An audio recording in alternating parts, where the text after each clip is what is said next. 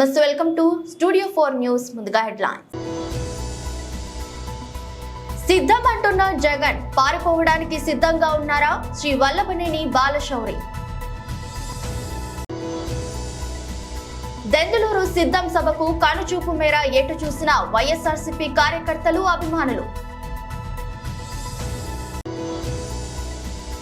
NDA కూటమి మరోసారి ప్రభుత్వాన్ని ఏర్పాటు చేస్తుందని ప్రధాని శ్రీ నరేంద్ర మోదీ గారు అన్నారు. ప్రత్యక్ష ప్రసారం. మాజీ మంత్రి MLA Shri Harish Rao press meet, Telangana Bhavan. సిద్ధం అంటున్న జగన్, పారిపోవడానికి సిద్ధంగా ఉన్నారా? శ్రీ వల్లభనేని బాలశౌరి. మచిలీపట్నం ఎంపీ బాలశౌరి జనసేన పార్టీలో చేరారు. మంగళగిరిలోని పార్టీ కేంద్ర కార్యాలయంలో పార్టీ అధ్యక్షుడు పవన్ కళ్యాణ్ సమక్షంలో ఆయన జనసేన తీర్థం పుచ్చుకున్నారు. జనసేనాని పవన్ కండువా కప్పి బాలశౌరిని సాదరంగా పార్టీలోకి ఆహ్వానించారు. ఎంపీతో పాటు ఆయన కుమారుడు అనుదీప్ కూడా జనసేనలో చేరారు. పార్టీ కేంద్ర కార్యాలయంలో జరిగిన ఈ కార్యక్రమంలో పార్టీ కీలక నేతలు నాదెండ్ల మనోహర్, నాగబాబు పాల్గొన్నారు. 100 కోట్ల రూపాయలు పెట్టి ఈ మధ్య ఒక స్టైల్ సిద్ధం అంట. ఎక్కడన్నా చూడు రాష్ట్రంలో. నేను గుంటూరు నుంచి ఇక్కడికి వచ్చేలోపు దాదాపు ఒక 500 ఓడింగ్స్ చూసా. సిద్ధం దేనికి సిద్ధం? పారిపోవటానికి సిద్ధమా అని చెప్పేసి నేను అడుగుతా ఉన్నా.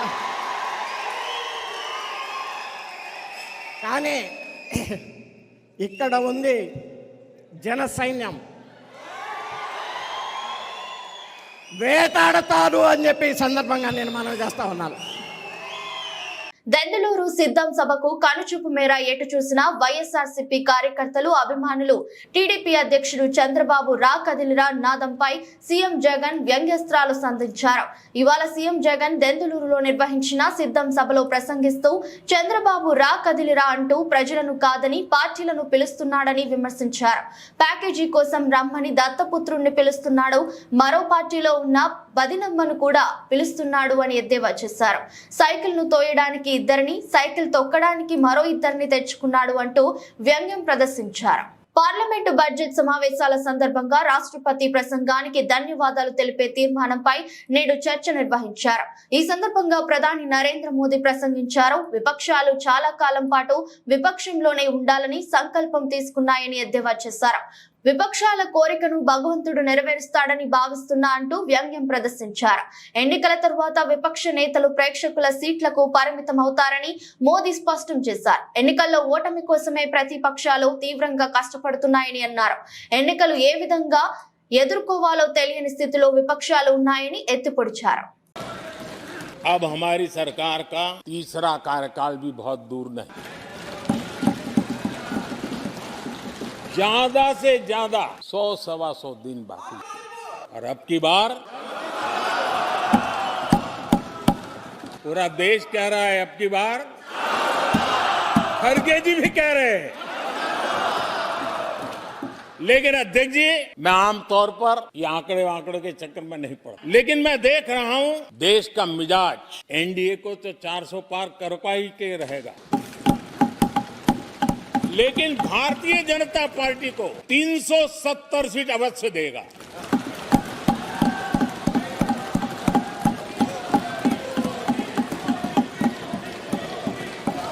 बीजेपी को 370 सीट और एनडीए को 400 पार।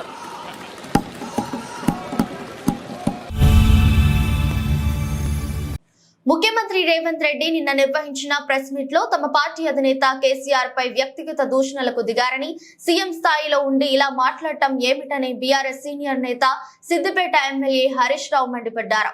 తెలంగాణ భవన్ లో నిర్వహించిన మీడియా సమావేశంలో మాట్లాడుతూ నిన్న ముఖ్యమంత్రి రేవంత్ రెడ్డి మీడియా సమావేశంలో మితిమీరిన అహంకారం, అబద్దాలు, అర్ధసత్యాలు, సంస్కారం లేని భాష, వికారమైన ధోరణి, వితండవాదం ఇవి తప్ప ఏమీ కనిపించలేదన్నారు.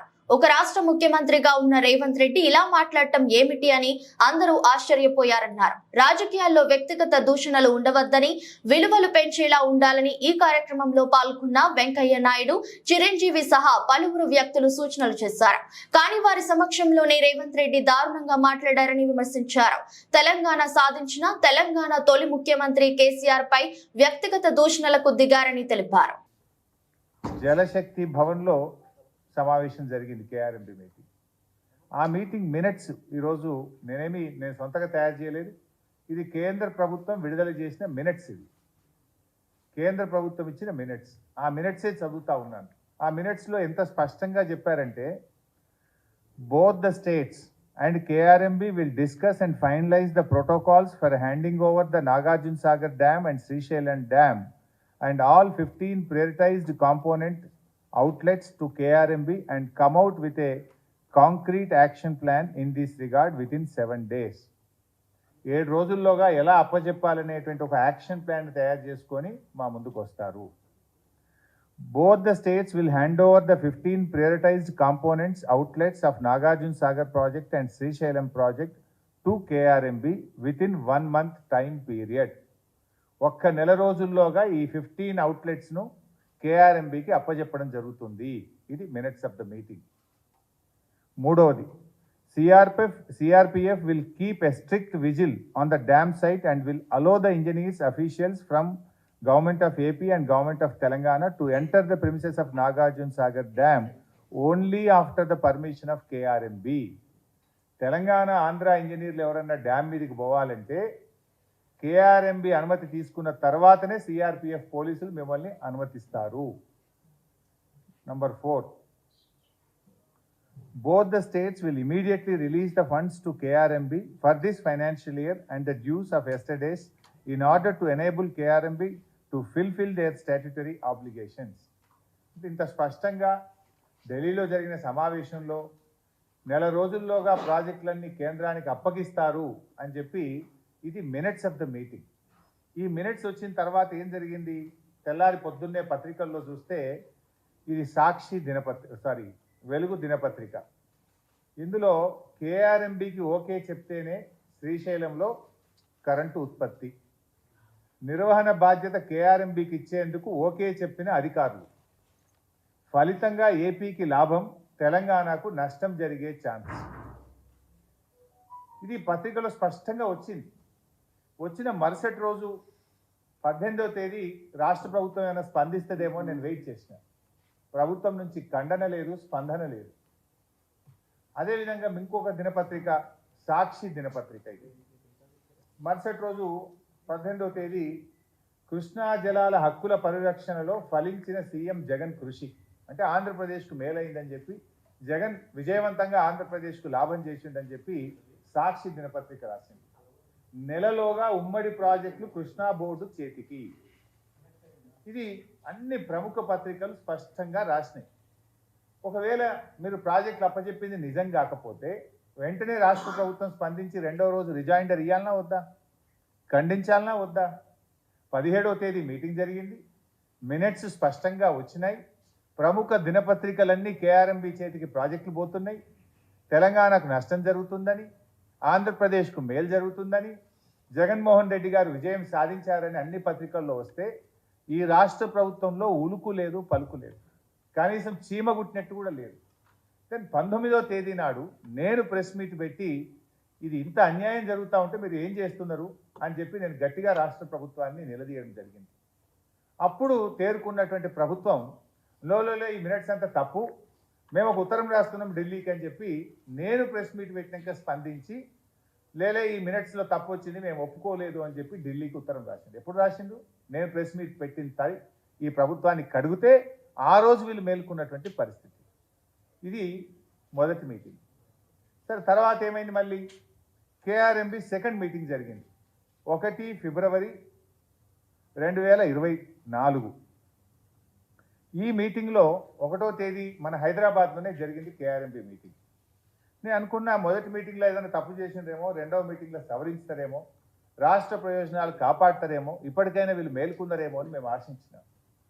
ఇది నేను నా సొంత కవిత్వం కాదు బై సాబ్, ఇది కేఆర్ఎంబి విడుదల చేసిన minutes. What I'm reading is minutes of the KRMB meeting. ఈ 2వ మీటింగ్లో ఒకసారి మీకు చదివి వినిపిస్తాను. అనకాపల్లి జిల్లా మాడుగుల నియోజకవర్గం గొండుపాలెంలో కదిలిరా విచ్చేసిన టీడీపీ నాయకులు, కార్యకర్తలు, అభిమానులు. తెలుగుదేశం పార్టీ జాతీయ అధ్యక్షుడు నారా చంద్రబాబు నాయుడు మాట్లాడుతూ వైసీపీ పార్టీ బటన్ నొక్కాడు, మైనింగ్ కి, ఇసుకకి, మద్యంకి బటన్ నొక్కాడు. జగన్ ధనదాహంతో కొండలు అన్ని అనకొండలా నక్కేశాడు. కేంద్రం ఇచ్చే 1.50 ఇంటికి ఇస్తున్నాడు. ఒక్క విశాఖపట్నంలో 40,000 కోట్లు దోచేశాడు. నేను ఎన్నో కంపెనీలు తీసుకువచ్చాను, ఇవన్నీ తగలెట్టేశాడు. విశాఖపట్నంకి 53 ఎకరాలకు భూమి ఇవ్వని ముఖ్యమంత్రి ఈ జగన్. ఒకప్పుడు విశాఖపట్నం ఒక ఆర్థిక రాజధాని, ఇప్పుడు గంజాయి రాజధానిగా మార్చాడు. ఆంధ్రప్రదేశ్ పోలీసులే గంజాయి అమ్ముతున్నారు. ఇది పోలీసుల తప్పు కాదు, ఈ సైకో ముఖ్యమంత్రిది. నిన్నే ఎంఆర్ఓ రమణయ్యని హత్య చేశారు. ఇక సామాన్యుడికి రక్షణ ఉందా? రాజధాని లేకుండా చేసి చరిత్రహీనుడుగా మిగిలిపోయాడు. సీనియర్ నాయకుడు అయ్యన్నపై నిర్భయ కేసు పెట్టారు. ఇది అన్యాయం కాదా? 2 రూపాయలకి కిలో బియ్యం ఇచ్చింది తెలుగుదేశం. ఏడాదికి 4 లక్షల ఉద్యోగాలు. నా అక్క చెల్లెళ్ళు కళ్ళల్లో నీళ్లు రాకూడదని ఉచిత గ్యాస్ ఇచ్చాను. ఏడాదికి 3 గ్యాస్ సిలిండర్లు ఇస్తాను. ఆర్టీసీ బస్సుల్లో ఉచిత ప్రయాణం ఇస్తాను. వర్క్ ఫ్రం హోమ్ ఇస్తాను. విశాఖపట్నం ఉత్తరాంధ్ర తెలుగుదేశం గడ్డ ఫెంక్టన్ తీసుకువచ్చిన పార్టీ తెలుగుదేశం పార్టీ. పేదవాళ్ళు అందరికీ 2 సెంట్లు భూమి ఇస్తాను. నీ అవినీతి పుత్రికే కాద సాక్షి పేపర్. నా జీవితం ప్రజలకు అంకితం. మాడుగుల మంత్రి బూడిద అవునా కాదా? జలజీవన్ మిషన్ లో 100 కోట్లు తీశాడు. బూడిద ఉత్తరాంధ్ర సుజల స్రవంతి ఇస్తాను. బంగారం భవిష్యత్తు ఇస్తాను. చోడవరం షుగర్ ఫ్యాక్టరీని బాగు చేస్తాను. పోలవరం నుంచి తాగునీరు తీసుకువస్తాను. విశాఖకు ప్రతి ఒక్కరిని ధనికులను చేసే బాధ్యత తెలుగుదేశం పార్టీది.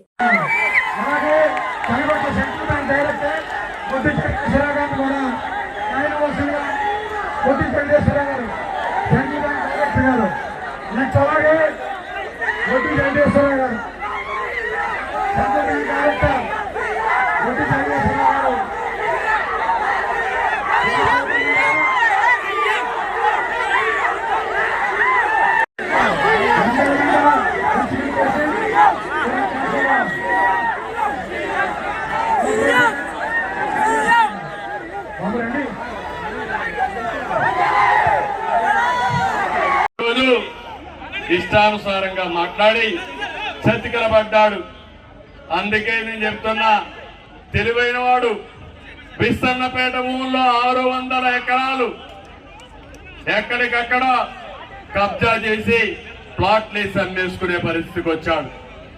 ప్రభుత్వ ఆసుపత్రిని అభివృద్ధి చేయలేడు కానీ, టిట్కో ఇండ్లు ఇవ్వడం కానీ సొంత ఆర్జనకు మాత్రం తక్కువ లేదు. అలాంటి చేసే పరిస్థితికి వచ్చాడు. ఇంకొక ఆయన నర్సీపట్నంలో ఉన్నాడు, గణేష్. దోపిడీలో బేష్. గణేష్ మాత్రం దోపిడీలో బేష్ అన్నమాట. ఈయన చూస్తే నియోజకవర్గం పైన ఫోకస్ లేదు. ఎంతో పైన ఫోకస్ అయ్యన్న పాత్రుడి పైన, ఆయన కుటుంబం పైనే ఈయనకు. ఆయన పైన కేసులు పెట్టడంలోనే ఈయనకు రోజంతా గడిచిపోతుంది. సాలిక మల్లవరంలో రిజర్వ్ ఫారెస్ట్ లో రంగురాళ్ల దొంగ వ్యాపారం 150 కోట్లు కొట్టేశాడు.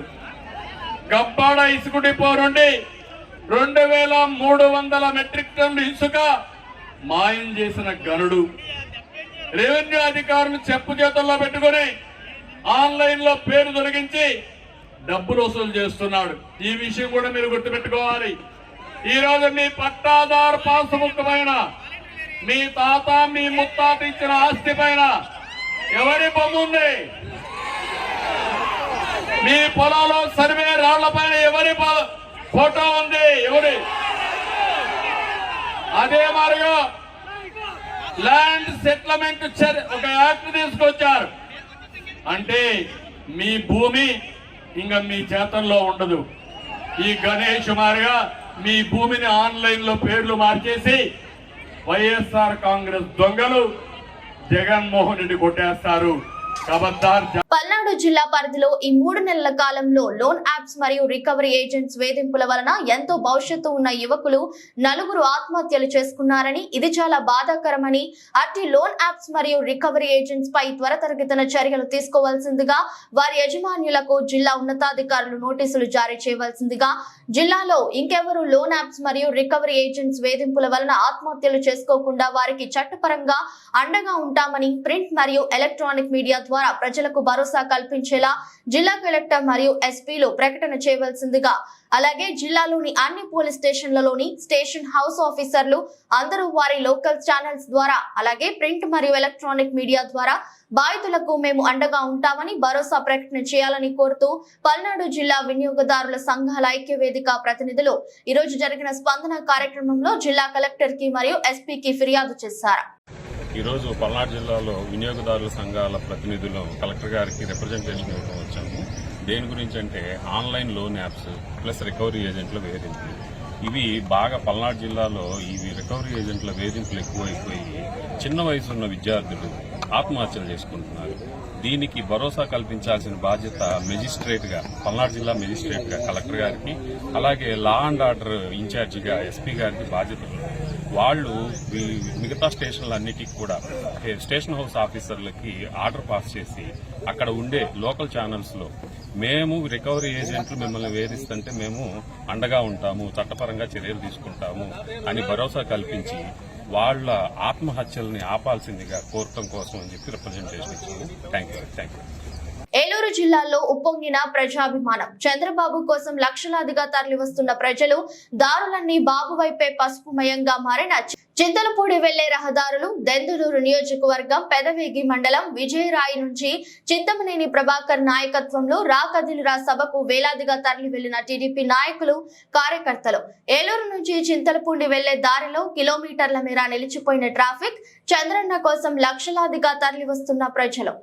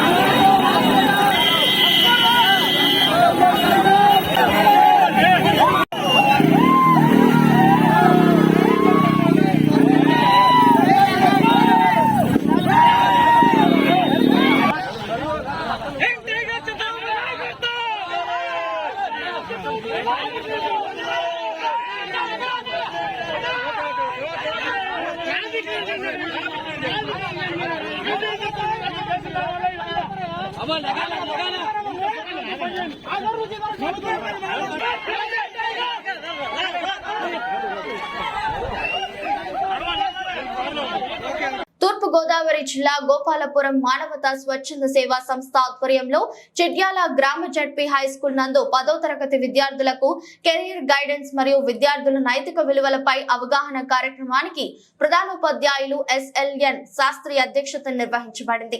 ఈ కార్యక్రమానికి ముఖ్య అతిథిగా రాష్ట్ర మానవతా కన్వీనర్ బలుసు సత్యనారాయణ మాట్లాడుతూ సమాజంలో ప్రతి విద్యార్థి విద్యావంతులు కావాలని మరియు ఉన్నత స్థానాలకు చేర్చాలనేది మానవతా ఆశయం మరియు విద్యార్థులు తమ కెరీర్ ను ఎంచుకునటంలో విద్యార్థి యొక్క ఇష్టాలతో పాటు తల్లిదండ్రులు ఉపాధ్యాయులు మరియు శ్రేయోభిలాషుల యొక్క అభిప్రాయాలను పరిగణలోకి తీసుకోవాలని తెలియజేశారు. ఈ కార్యక్రమానికి మానవతా రీజియన్ చైర్మన్ వాసిపోయిన చంద్రయ్య, గోపాలపురం మానవతా చైర్మన్ జొన్నలగడ్డ రాంబాబు, మానవతా ఈసీ సభ్యులు కీర్తి కుమార్, గోపాలపురం మండల మానవతా డైరెక్టర్ LIC రాధాకృష్ణ మరియు CRP కొయ్య నాగరాజు తదితర మానవతా సభ్యులు మరియు ఉపాధ్యాయులు విద్యార్థులు పాల్గొన్నారు. మానవతా సంస్థ తరఫున నా హృదయపూర్వక నమస్కారాలు తెలియజేస్తున్నాను. అలాగే మరి వేదిక ముందుండే విద్యార్థులందరికీ కూడా నా శుభాశీస్సులు. మరి మీ అందరూ కూడా పరీక్షలకు ప్రిపేర్ అయ్యి సిద్ధంగా ఉన్నారు. మార్చి 18 జరగబోయే పరీక్షల్లో మీరందరూ కూడా ఎంతో బాగా చదువుకుని జిల్లా స్థాయిలో కానీ మీ మండల స్థాయిలో కానీ ఉత్తమ ఫలితాలు సాధించి మీ HM గారికి కానీ మీ తల్లిదండ్రులకు కానీ మంచి పేరు తీసుకురావాలని మనస్ఫూర్తిగా కోరుకుంటున్నాను నేను. మరి లాస్ట్ ఇయర్ ఈ మానవతా స్వచ్ఛంద సేవా సంస్థ ద్వారా జిల్లా స్థాయిలో టాపర్స్ అందరికీ కూడా వాళ్ళ పేరెంట్స్తో సహా మీటింగ్ పెట్టి అందరికీ కూడా ఘన సన్మానం చేయడం అనేది జరిగింది. మరి కనీసం మీలో ఒకళ్ళైనా ఇద్దరైనా సన్మానానికి రావాలని నేను మనస్ఫూర్తిగా ఆకాంక్షిస్తున్నాను. మరి ఉన్న సమయం చాలా తక్కువగా ఉంది కాబట్టి మనందరం కూడా చాలా కష్టపడి ఆ పరీక్షలను కష్టపడమే కాదు ఇష్టపడి చదివితే ఇంకా ఎన్నో మంచి ఫలితాలు వచ్చే అవకాశం ఉంటుంది. ఏ పనైనా కూడా మనం ఇష్టపడి చేస్తే కనుక కష్టం అనిపించదు. అలాగే ఒక సబ్జెక్ట్ అంటే కష్టం అని అంటూ ఉంటారు, కానీ ఏది కూడా కష్టం కాదు. మనం దాంట్లో ఇన్వాల్వ్ అయిపోయి మనస్సు పెట్టి పూర్తిగా దాన్ని అధ్యయనం చేసినట్టయితే కనుక అలాగే ఆ సబ్జెక్ట్ అంటే ఇంట్రెస్ట్ క్రియేట్ చేసుకున్నట్టయితే ఆటోమేటిక్గా ఆ కష్టం అనేది మనకి తగ్గిపోతుంది. అలాగే మరి తల్లిదండ్రులు వార్తలు ముగించే ముందు మరోసారి హెడ్లైన్స్. సిద్ధం అంటున్న జగన్ పారిపోవడానికి సిద్ధంగా ఉన్నారా? శ్రీ వల్లభనేని బాలశౌరి. దెందులూరు సిద్ధం సభకు కనుచూపు మేర ఎటు చూసిన వైఎస్ఆర్సీపీ కార్యకర్తలు అభిమానులు. ఎన్డీఏ కూటమి మరోసారి ప్రభుత్వాన్ని ఏర్పాటు చేస్తుందని ప్రధాని శ్రీ నరేంద్ర మోదీ గారు అన్నారు. ప్రత్యక్ష ప్రసారం మాజీ మంత్రి MLA Shri Harish Rao press meet Telangana Bhavan. ఇదే రోజు బులెటిన్ మరో బులెటిన్ లో మళ్ళీ కలుద్దాం. అంతవరకు సెలవు. నమస్కారం.